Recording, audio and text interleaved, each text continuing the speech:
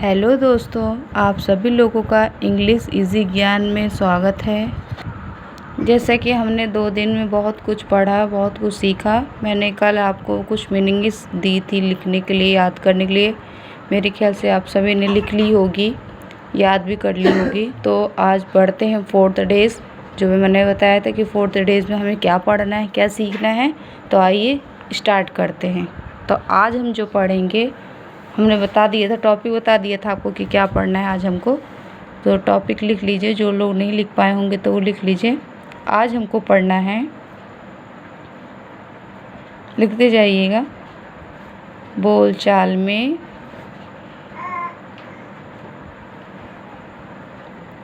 अभिवादन के वाक्य। ओके, ये आज का हमारा टॉपिक है 4th डेज। डेट है 70/4/2024।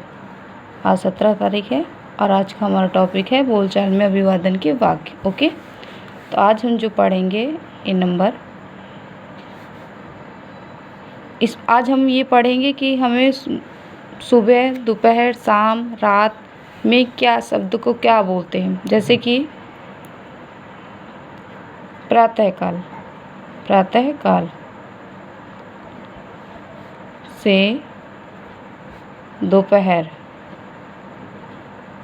12 बजे तक।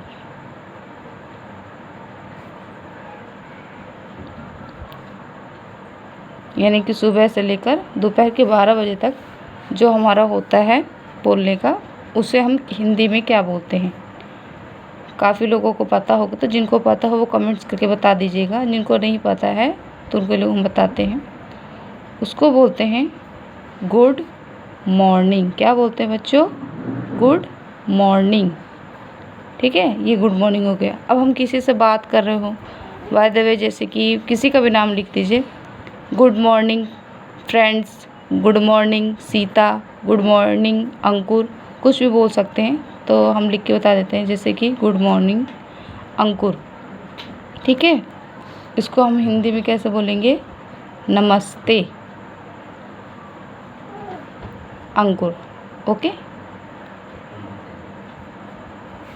सेकंड में जैसे गुड मॉर्निंग मदर। कुछ भी, जैसे सुबह उठते हम अपने पेरेंट्स को भी बोलते हैं गुड मॉर्निंग पापा, good morning mummy, good morning भाई, गुड मॉर्निंग बहन, सिस्टर, कुछ भी, etc, कुछ भी। जैसे गुड मॉर्निंग मदर, तो नमस्ते माँ। ठीक, गुड मॉर्निंग ब्रदर, यानी कि नमस्ते भाई। ओके, ये 3 ऑप्शन मैंने लिख दिए, समझाने के तौर पर लिखा है हमने, तो आप समझ ही गए होंगे। अब नेक्स्ट बढ़ते हैं आगे। अब दोपहर, ये तो था हमारा प्रातः काल से दोपहर 12 बजे तक। ठीक है, अब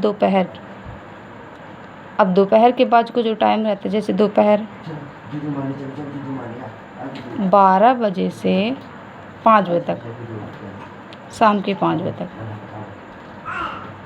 5 बजे तक। अब प्रातःकाल यानी कि सुबह से लेकर 12 बजे तक तो हम क्या बोलते हैं? Good morning.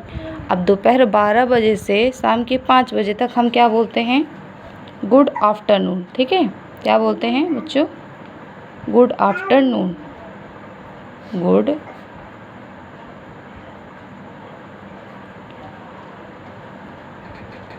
गुड आफ्टरनून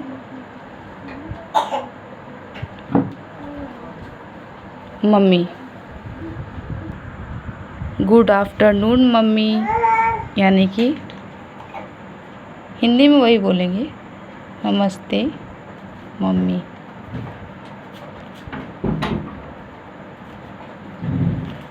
ठीक, दूसरा गुड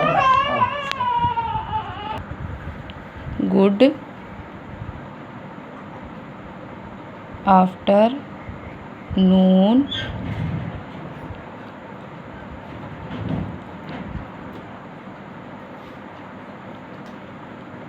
फादर, यानी कि नमस्ते पापा।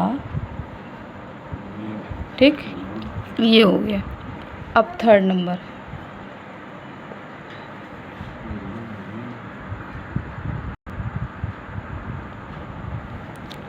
पे आएंगे सायं 5 बजे के बाद। सायं 5 बजे के बाद क्या बोलते हैं? शाम के 5 बजे के बाद हमारा क्या चालू हो जाता है? Good evening. गुड इवनिंग चालू हो जाता है। आप नाम कुछ भी लिख सकते हैं, ज़रूरी नहीं है कि मैं बार बार नाम लिखूं तभी आप जाने। मेन क्या है वो हम बता देते हैं, बस हो गया। गुड इवनिंग, ठीक है। Good evening, good evening friends, good evening mother, good evening mother, good evening चाचा, मामा, ताता, जो भी हो, ठीक है। नेक्स्ट,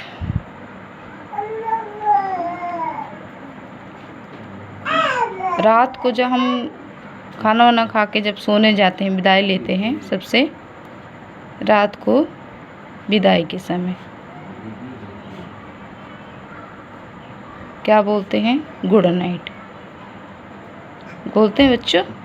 आप लोग बोलते हैं घर में खाना वाना खाने के बाद बोलते हैं गुड नाइट। तो यही गुड नाइट बोला जाता है। रात को सोते समय जब हम जाते हैं तब हम गुड नाइट बोलते हैं, ठीक है। नेक्स्ट,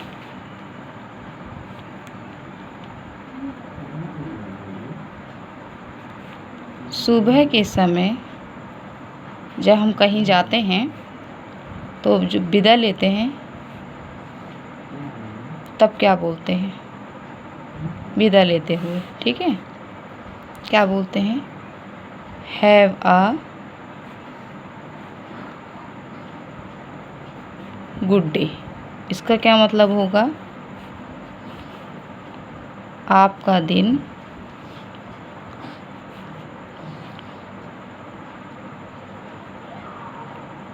अच्छा व्यतीत हो।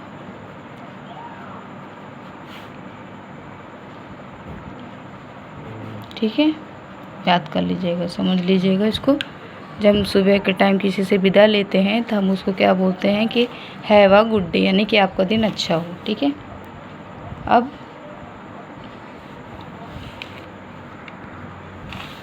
भेंट का समय, भेंट में क्या बोलते हैं? भेंट लेते समय क्या बोलते हैं? भेंट के समय क्या बोलते हैं? जब हम किसी से भेंट मिलते हैं तब क्या बोलते हैं? Happy to see you. और क्या बोलते हैं? और क्या बोल सकते हैं?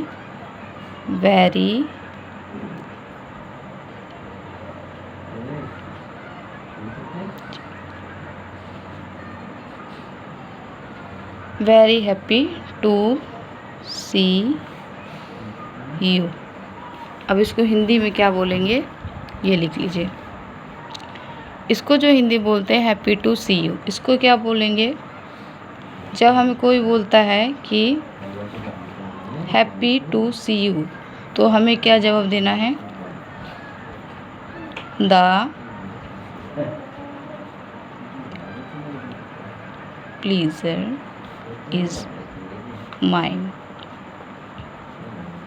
ठीक। और जब very happy to see you कोई बोले तो हम उन्हें इंग्लिश में क्या जवाब देना है? द प्लीजर इज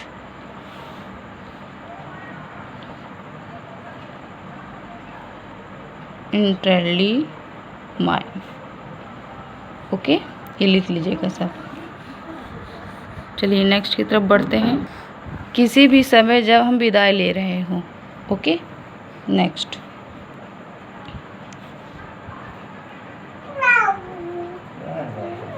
किसी भी समय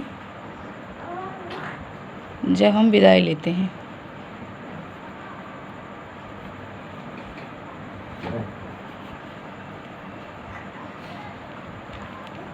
तब क्या बोलते हैं? Good bye. Good bye. जैसे फ्रेंड्स के साथ रहते हैं हम लोग, ठीक है, उनके साथ हम कहीं जाते हैं, आते हैं, घूमते हैं, फिरते हैं, फिर जब उनसे विदाई लेते हैं तब उनको क्या बोलते हैं? Good bye. फिर मिलेंगे तो क्या बोलेंगे? Good bye friends. ठीक है।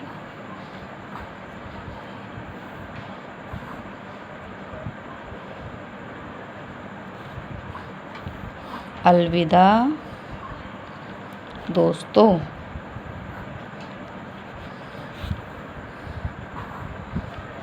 एक बोलते हैं बाय बाय। कुछ लोग बोलते हैं गुड बाय, कुछ लोग बोलते हैं बाय बाय। बाय बाय को आप जानते हैं क्या बोलते हैं? हाथ हिला के लोग बाय बाय करते हैं, वही है। फिर मिलेंगे, अभी मैंने बोला ना कि फिर मिलेंगे फ्रेंड्स, हैं, तो गुड बाय फ्रेंड्स यानी कि अलविदा दोस्तों। और जब फिर मिलेंगे तो उसमें क्या बोलेंगे? Hope to see you again. इसमें क्या बोलेंगे? फिर मिलेंगे। बाय बाय फ्रेंड्स या फिर good bye friends, hope to see you again यानी कि अलविदा दोस्तों या फिर बाय बाय दोस्तों, फिर मिलेंगे। अलग अलग भी बोल सकते हैं, दोनों को मिक्स करके बोलेंगे ज़्यादा बेटर रहेगा। सी यू, सी यू। इसमें कोई बोलते हैं फिर मिलेंगे, जो आपको इजी लगे वो आप बोल सकते हैं। ठीक, ये चलिए बढ़ते नेक्स्ट की तरफ। कुछ चीज़ें जो ऐसी हैं जो मैं आपको लिखवा नहीं सकती, तो मैं आपको दिखा देती हूँ, तो आप लिख लीजिएगा, मैं समझा देती हूँ आपको। ठीक है, तो आप इसको लिख लीजिए। क्लियर दिख रहा है आप सभी लोगों को? तो मैं वो आपको समझा देती हूँ, आप लिख लीजिएगा। अभी लिखने बैठेंगे तो बहुत टाइम लग जाएगा, इसलिए आप लिख लीजिएगा। अंग्रेजी बोलचाल में शिष्टाचार के शब्दों का बहुत बड़ा महत्व होता है। ये है 5th देश का। ठीक है, अंग्रेजी में शिष्टाचार के शब्द, 5वां दिन। ठीक है, इसलिए ध्यानपूर्वक तथा अभ्यास करने का प्रयास करना है। ठीक है, जैसे लिखा है यहाँ पे प्लीज़, क्या लिखा है? प्लीज़। ठीक है, ध्यान से देख लीजिए, मीनिंग सही लिखिएगा, ना समझ में आए तो कमेंट्स करके पूछ लीजिएगा।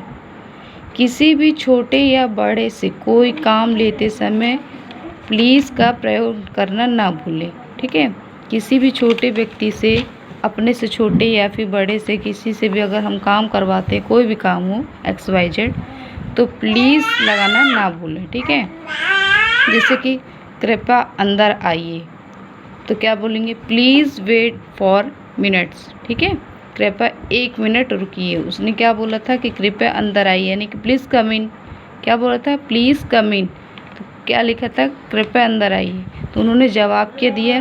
प्लीज़ वेट फॉर मिनट्स, कृपया 1 मिनट रुकिए। ठीक है, दूसरे में क्या है? काइंडली। काइंडली का प्रयोग भी उसी प्रकार किया जाता है जैसे हमने प्लीज़ कहा। यहाँ जैसे यहाँ पे प्लीज़ लिखा है, अगर आप दोनों का जो अर्थ होता है वो एक ही होता है। ठीक है, तो आप प्लीज़ बोलिए या फिर काइंडली। ये ना सोचिएगा कि हमने काइंडली बोल दिए तो गलत हो गया, फिर प्लीज़ बोल दिए तो गलत हो गया। नहीं, दोनों का अर्थ सेम ही, जैसे लिखा है ना, काइंडली का प्रयोग उसी प्रकार किया जाता है जैसे प्लीज़ का। तो अगर आप प्लीज़ लिखेंगे तो भी सही है, काइंडली कम इन। ठीक है, kindly wait for a minute. अगर आप प्लीज़ बोलते हैं, प्लीज़ लिखते हैं, तो भी आपका अर्थ एक ही होगा। ओके, नेक्स्ट बढ़ता है थैंक्स। थैंक्स में क्या है? ये मीनिंग्स है, मीनिंग्स लिख लीजिएगा। जूम कर देते हैं, आपको लिख लीजिए पहले। ठीक है, हाँ, थैंक्स यू ये लिखिए, देखिए लिखा है ना थैंक्स, फिर लिखा है thank you very much, thank you very much. ये कहाँ प्रयोग होता है? जब कोई भी छोटा या बड़ा आपका कोई भी कार्य कर दे या आपको कुछ प्रदान करे तो इनमें से किसी भी शब्द का प्रयोग अवश्य करें। यानी कि थैंक्स और थैंक यू दोनों एक ही सेम वर्ड हैं, ठीक है, दोनों एक ही अर्थ है। अगर आप किसी से काम करवाते हैं, किसी को कुछ गिफ्ट देते हैं, ठीक है, तो आपको लेते समय कोई आपको गिफ्ट दे रहा है तो आप उसको थैंक्स या फिर थैंक यू ज़रूर बोलना चाहिए। खाली कुछ जाने नहीं देना चाहिए, उनको थैंक यू या फिर थैंक्स बोल देना चाहिए, ठीक है। थैंक्स बोलेंगे तो भी राइट, थैंक यू बोलेंगे तो भी आप राइट हैं, ठीक। फिर क्या है? सॉरी। क्या है next? Sorry. I am sorry, I am very sorry, मुझे खेद है। इसका क्या मतलब है? कि मुझे खेद है, ठीक है। मैं आपसे माफ़ी चाहती हूँ या फिर मुझे खेद है, ये इसलिए sorry, I am sorry. I am sorry कि मुझे बोला जाता है, आई एम मतलब मुझे खेद है, मैं आपसे माफ़ी चाहती हूँ इसलिए आई एम सॉरी या I am very very sorry, ठीक। नेक्स्ट क्या है? एक्सक्यूज़ मी, यानी कि क्षमा करें। एक्सक्यूज़ मी का भी प्रयोग उसी प्रकार किया जाता है जैसे सॉरी का, ठीक। वेलकम जब आपके प्रति कोई थैंक्स प्रकट करता है तो उसको उत्तर में हमें वेलकम बोला जाता है। कोई भी आपको कोई भी गिफ्ट देता है, ठीक है, तो आप तो थैंक्स बोल दिए, पर जो गिफ्ट दे रहा है वो वेलकम उसको बोलना चाहिए, ठीक। जब आप किसी से मिलने जाएं, आपसे शब्द कहें तो उसका उत्तर इस प्रकार दीजिए, it's my pleaser, eternally my pleaser, ठीक है।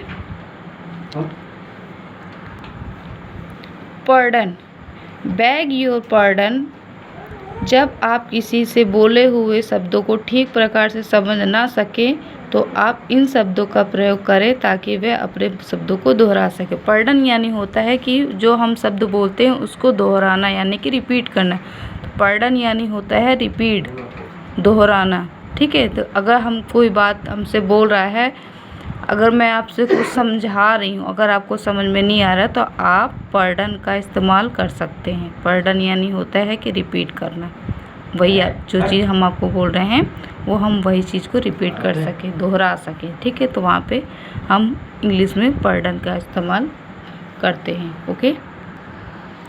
नेक्स्ट क्या है? प्लीज़ हेल्प योर सेल्फ, अतिथि तथा या अतिथियों से भोजन शुरू करने के लिए इन शब्दों का प्रयोग किया जाता है। प्लीज़ हेल्प योर सेल्फ, ठीक है। तो क्या लिखा था? अतिथि या अतिथियों से, या जो हमारे मेहमान होते हैं, हमारे घर में गेस्ट आए हुए हैं, अगर उनको हम भोजन के लिए बोलते हैं तो वहाँ पे प्लीज़ ज़रूर लगाना चाहिए, प्लीज़ योर सेल्फ, ठीक है। तो भोजन शुरू करने के लिए इन शब्दों का प्रयोग किया जाता है। प्लीज़ का जो इस्तेमाल है वो ज़रूर से ज़रूर, देखिए यहाँ पे सब में प्लीज़ ज़्यादा इस्तेमाल किया है, हर जगह प्लीज़ का इस्तेमाल बहुत ज़रूरी होता है करना, ठीक है। तो ये हमारा हो गया, लिख लिए होंगे आप लोग, या फिर नहीं लिखे होंगे तो बाद में लिख लीजिएगा। आज की वीडियो यहीं तक समाप्त होती है। आज हमने कुछ चीज़ें थी, ये देख लीजिए आप, मैंने लिखवा भी दी हैं, इसमें भी देख लीजिए, अगर आपको न समझ में तो आप लिख लीजिएगा। आज हमने बोलचाल में अभिवादन के वाक्य पढ़े, अंग्रेजी में शिष्टाचार के शब्द पढ़े। कल हम पढ़ेंगे इसी में से विस्मयिक बोधक चिन्ह, ठीक है। इसको फिर हम कल समझाएंगे। आज इतने में ध्यान दीजिए कि इसको अच्छे से समझ लीजिएगा, एक एक चीज़ इसको समझ लीजिएगा। जो ना समझ में आए कमेंट्स कर दीजिएगा और ज़्यादा से ज़्यादा वीडियो को हमारे शेयर करिएगा, ताकि जो लोग अभी इंग्लिश नहीं सीख रहे हैं, जहाँ तक अभी वीडियो नहीं पहुँची तो वहाँ तक भी वीडियो हमारी पहुँच जाए, और इस हमारे चैनल को सब्सक्राइब कर दीजिएगा। तो चलिए मिलते हैं कल 18 तारीख को, ओके। तब तक लिए बाय, गुड नाइट।